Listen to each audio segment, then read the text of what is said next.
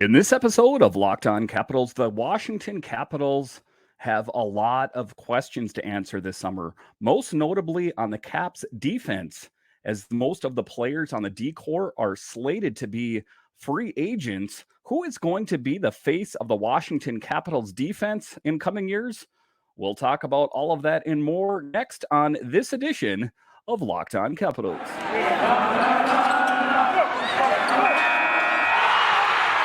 You're Locked On Capitals, your daily podcast on the Washington Capitals. Part of the Locked On Podcast Network, your team every day.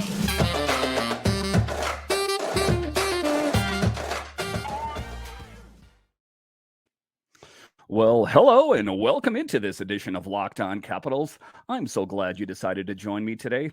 As always, this podcast is free and available on all the major platforms, and I want to thank you for making this your first listen or view of the day.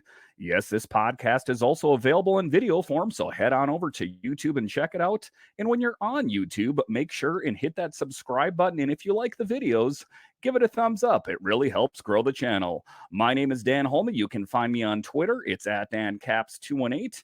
You can find the show on Twitter. It's at Locked On Caps. So in this edition, that is what we're going to talk about. We're going to talk about the Capitals defense. Peter Laviolette goes on to say that he was very happy last year with the performance from the Caps defense, but there's many questions that need to be answered. Most notably, that most of the Caps D-core is going to be available to be a free agent after next season. Who is going to be on this Caps team? We'll talk about that in the show. Then later in the show, we're going to talk about Darcy Kemper. And, he is a Stanley Cup winner, but are there any things to be concerned about? And is Darcy Kemper enough for the Capitals to move on to later rounds in the playoffs or perhaps a Stanley Cup? All right, just to get it going here, we are going to talk about the Caps blue line and a lot of questions that need to be answered. This was a story in NBC Sports Washington. They're talking about it, that the Capitals had a busy offseason shaking up their goalie tandem and bolstering their forward depth to compensate for injuries to a pair of key stars. One area that they hardly touched, however, was the blue line.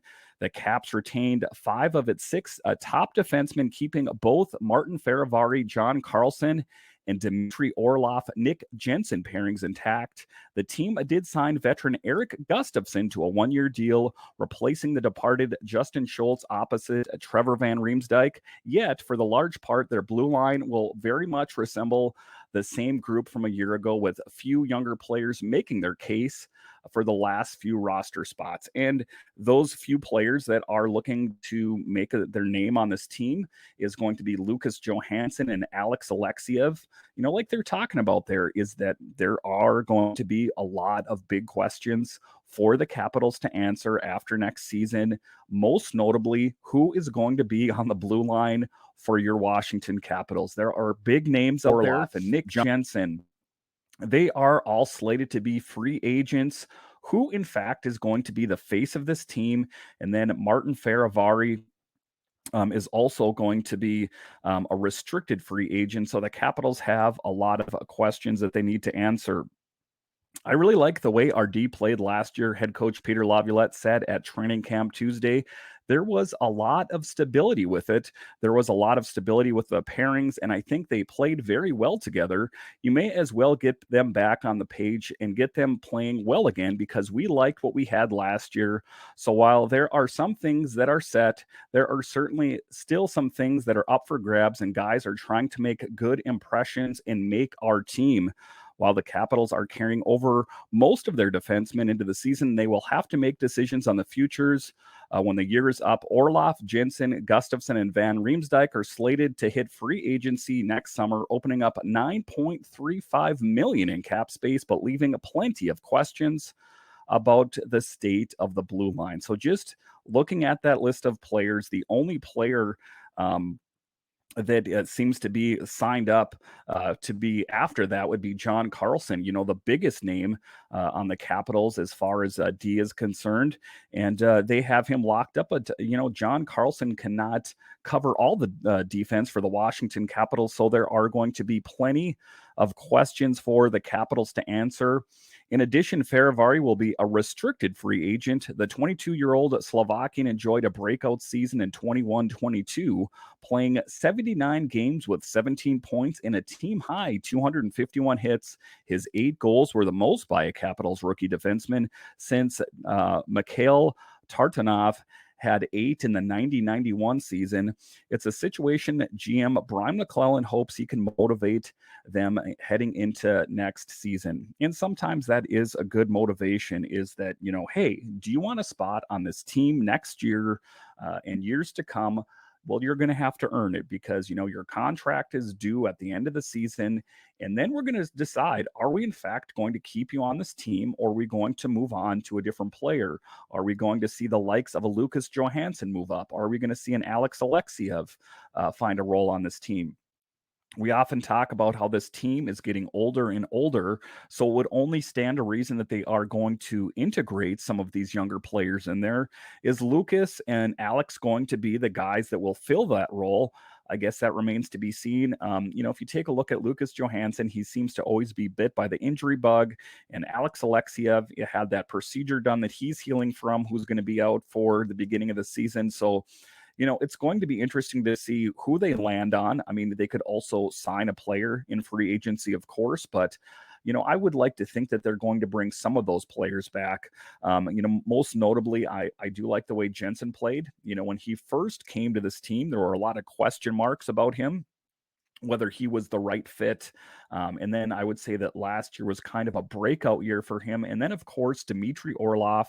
If you saw the videos on WashingtonCapitals.com, they were doing an interview with TJ Oshie, or a presser with TJ Oshie, and they were talking about his locker mate, or someone that has a locker next to him, is Dmitry Orlov, and he spoke glowingly of him and talked about what a great player he is, and he brings a lot to the game. So just, I don't think that, the Capitals need to tear it down to the studs and start all over again. I don't think that that's the right idea, but I do think that it's only natural that, if there are some players that didn't live up to expectation, or perhaps they're asking for too much money, then I think that, there's a pretty good chance the Caps may move on from them.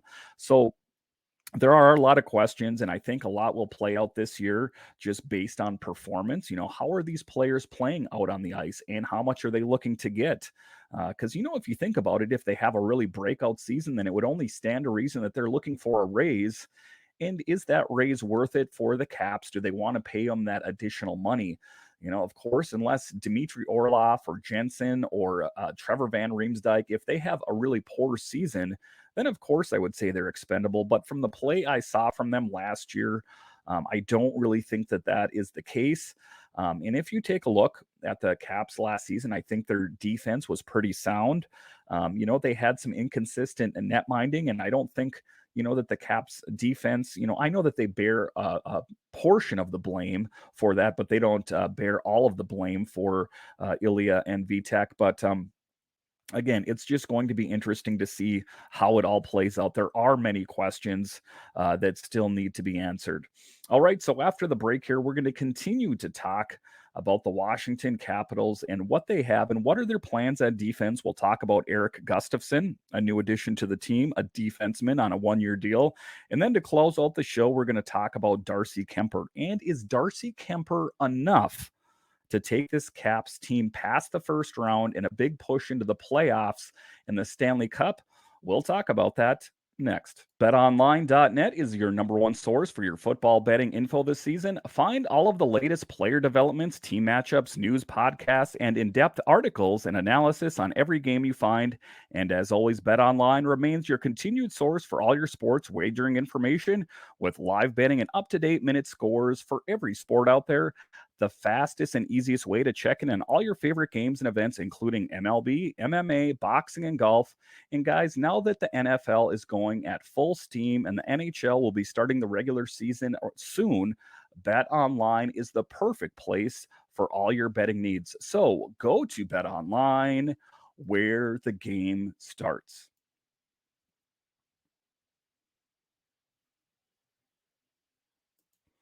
All right, welcome back into this edition of Locked On Capitals, where it's your team every day. In this episode, we are talking about the Caps blue line and the many questions that abound on who, in fact, is going to play on this team. And, just taking a look at it, for so many years, it was a team where it seemed like, there was not a lot of things changing. And it seems like, that they went along and kind of did what they did best. And, you have the likes of John Carlson and Jensen and Van Riemsdyk, and they all just seemed to hum along so well. But now there are a lot of questions. John Carlson is the only one under contract. And then after that season, there's questions. There's a restricted free agent in Martin Faravari, but there are a lot of questions. And then there was this article in Nova Caps. They're talking about it, and they were saying that on Tuesday, the Caps defenseman Eric Gustafsson spoke to the media following practice. He discussed getting acquainted on the ice under a new defense system and feeling welcome in Washington. After a week of practices and playing alongside fellow blue liner Trevor Van Riemsdyk, Gustafson said, "It feels good. I knew him since Chicago. He's a very good player." The two played together a little bit, not too often, during their tenures with the Blackhawks. Gustafson noted he felt good on the power play and moved the puck well in Sunday's 4-3 overtime preseason loss to the Buffalo Sabres. And Gustafson, I think, is going to be a really good replacement out there. And if you take a look at what he has in the tank, they kind of gave him almost like a prove me deal, kind of signing a 1-year deal with the Capitals to kind of just say, well, let's see what we have in you. And then we're going to kind of weigh all of our options in the offseason. The 30-year-old Swede is continuing to get acquainted with the Caps defense system. I got a couple of videos right off when I signed here from the defense coach. Gustafson said, "I've been looking over some clips a lot. It's a little different when you're on the ice, but I'm getting there, and some small stuff I have to learn. That's what these preseason games are for. But in practice wise, I feel confident." And you don't want to put too much weight in these preseason games. You really don't. But at the same time, you can kind of gauge talent. You can gauge some of the younger players. You can kind of get some line pairings going together. You can get, or lines together. You can get some D pairings and kind of see what you have out on the ice and see what works and what doesn't work. And, sometimes that doesn't translate to the regular season, but sometimes it does. And that's why these games are important. On what he can bring to the team, Gustafson said, "I have to play a solid game, just be on the right side, play hard, and when I get the puck, I think I can manage the puck and play the first pass from our zone well and join the rush as much as I can. They like the defense to follow up here, and that's what I like, and that's what I can bring to this team. Chip in some offense and try to hold on to the puck and create some scoring chances." And that's all we're really looking for from Gustafson. If he can do that on a consistent basis all season, then I think that he was the right guy for the job. To fill in and just help get this solidify this Caps decor, which overall plays pretty well. But there were some questions out there last year, but I don't think that there were a lot of problems with the Caps defense in general. But I do think he will be a good addition to the team. Defenseman John Carlson sits to the left of Gustafson in the locker room, and Gustafson said it helps a lot having the Capitals veteran with getting comfortable and accustomed in Washington. "When I came to Chicago, I had Duncan Keith, and Carlson's the same way, talks a lot and trying to help me out as much as he can, and always a great guy in the locker room. You hear him a lot, so it's nice to have him close. I can ask him whatever I want, even on the ice and stuff like that, so it's good to have him." And that's that leadership quality of John Carlson, and just a really good personal trait and a good player trait is just if you sense any discomfort, or you sense that one of your fellow teammates isn't quite understanding something, that you make yourself available to answer those questions. So I think that's good on John Carlson, to be that veteran voice out there to say, "Hey, I got you. If you got any questions, I can help answer those questions for you." It's a little different from the downtown rush. I lived in Chicago, so I like this more. I can tell you that having 3 kids, I rented a house here too, so it's nice to have a backyard to let the kids go out in the backyard. Gustafson said has a 5-year-old, a 3-year-old, and a 9-month-old. On the team, Gustafson said, "It's great," adding, "I know a bunch of Swedish guys first when I came here, but all the other guys have been great to me ever since I came over here. It's a great group of guys in the locker room. It was hard to play against this team even last year, so it's nice to be here. And, you got to think that, him wanting to get out of Chicago is no real surprise. It seems like there is just there's not a real good sense of direction for that Blackhawks team. There was some really questionable moves in the offseason. It almost appeared, were they trying to tank on purpose next season? I don't know if that's the case or not, but it just seems like who's ever in charge for the Blackhawks, has some questionable judgment, shall we say. They have a great group and they know how to win, and that's what we want to do, right? Gustafsson said they like the defense to join the rush, and that's where I can bring them to. That's what I want to bring. So that's kind of the reason why I wanted to sign here. It's a great group and a great place to live to. Gustafsson and the Capitals are back in preseason on Wednesday night. And they're going to be playing the Flyers, and you expect to see some different players out there than there was, of course, in the previous night. There may be some other ones, but I do think you'll see some different netminders out there. Perhaps either you might see Fucale and or Shepard again, but you also might see Lindgren or possibly Darcy Kemper. I kind of tend to think that Darcy might not be more towards the end of these preseason games, but I guess it remains to be seen. I'm not one of the coaches. All right, so after the break here, we are going to talk about Darcy Kemper, and is he enough to take this Capitals team over the top? We'll talk about that after the break.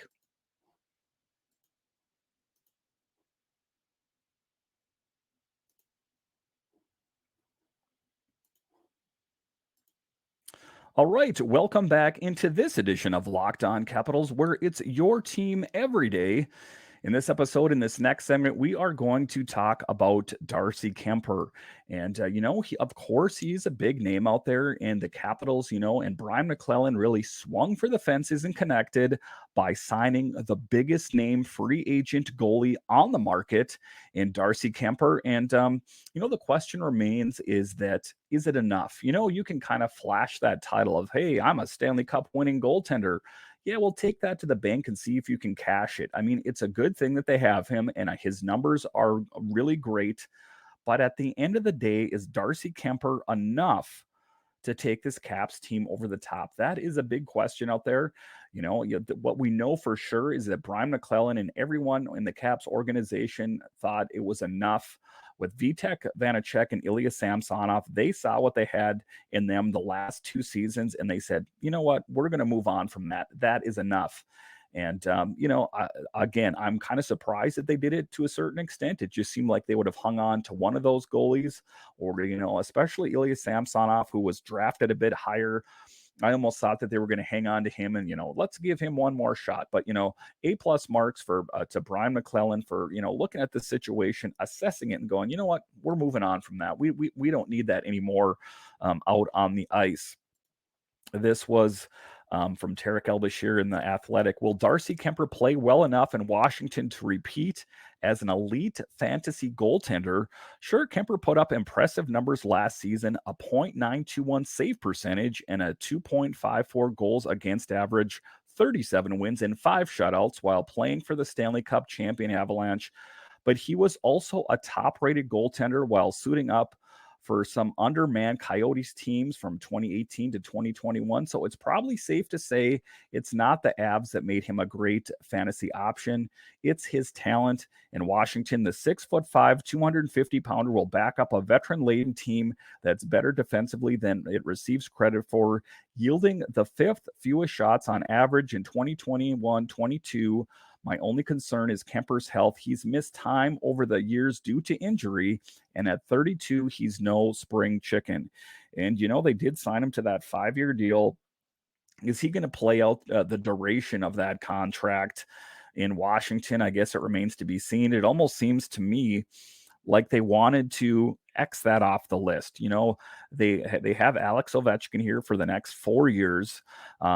He's under contract for the next 4 years. And it just seems to me that they wanted to eliminate one of the problems that has been a problem for this Caps team, pretty much since Braden Holtby left the team. So they solidified that position, ostensibly with Darcy Kemper and Charlie Lindgren. Charlie Lindgren has done a really great job in preseason and at camps, but how is he going to do in a larger dose. It's pretty safe to say that Darcy Kemper is going to carry the bulk of the mail for this Capitals team. But, you know, if there is a situation where, injuries pop up with Darcy, you can't overlook it. He has spent a considerable time on the injured list. So it would only stand to reason that he is, there is a possibility that he could get injured again this season. And then you have to ask yourself the question, is Charlie Lindgren going to be up, or Chuck Lindgren, is he going to be up to the challenge of carrying the bulk of the mail for this Caps team in Darcy's absence? And I don't want to jinx anything and say that Darcy is in fact going to get injured, but I am a fan of statistics, and I do know that he has been injured quite a few times in his career. So it kind of draws into question if it is a possibility again. And of course, it's a possibility that any player could get injured. Don't get me wrong. It just seems that the injury bug bites other players more often than others. And we really hope that Darcy Kemper can stay on the right side and that he can maintain his health. And that, in fact, that if called upon, that Chuck Lindgren is up to the task. Because, if you take a look at Lindgren, he doesn't have a ton of NHL experience. And I know that he had kind of a standout season with the Thunderbirds, the St. Louis Blues AHL affiliate. But, that doesn't necessarily always translate to the NHL. I know he's hungry. He's one of those players that has a chip on his shoulder. I think that he felt he was kind of pushed aside by the St. Louis Blues. And, why didn't you sign me to a contract? And why didn't you give me my big shot on the Blues? So, using that as fuel to kind of propel yourself to become a better player is always useful. But at the end of the day, is it going to be enough, for the Capitals? And that's the above all end all. I talked about in yesterday's episode that Ovi is more concerned about team goals than his own personal goals. And what is his biggest goal? Of course, is to win another Stanley Cup before he retires, at least one. I'm sure he'd like to win 4 more of them, but at least one, I guess I would say. And you're going to be able to do that, at least partially, if you have really solid net minding. I think that if the Caps went into this next season and they had Ilya Samsonov and Vitek Vanacek, then I think that you could have a lot more question marks out there as far as, is it attainable? And if Brian MacLellan didn't go out and address the situation of, the player that's going to fill in for Tom Wilson and the player that's going to fill in for Nick Backstrom, then I think that you could have a lot of questions. But going into this next season, all we can do is hope and pray that Darcy can stay healthy. We hope that Chuck Lindgren is a steady, solid backup netminder. And we hope that Connor Brown and Dylan Strome are up to the task of filling those huge shoes they have to fill. Because we know that, Tom Wilson is a multidimensional player and Nick Backstrom's resume speaks for itself. So there are, some big shoes to fill. And let's really hope that this Capitals team is up for the job at hand because, like I say, we only got 4 years left, contractually speaking, with Alex Ovechkin. So we hope that these players that we picked up are enough. All right. Thank you for making Locked On Capitals your first listen every day. Now make your second listen Locked On NHL. Locked On experts give you a daily 30-minute podcast on all things NHL all year long. Stay up to date on everything in the hockey world. Locked On NHL, your daily 30-minute NHL podcast. So, once again, thank you for joining me on this edition of Locked On Capitals, where it's your team every day. My name is Dan Holme, and I'll talk to you again next time.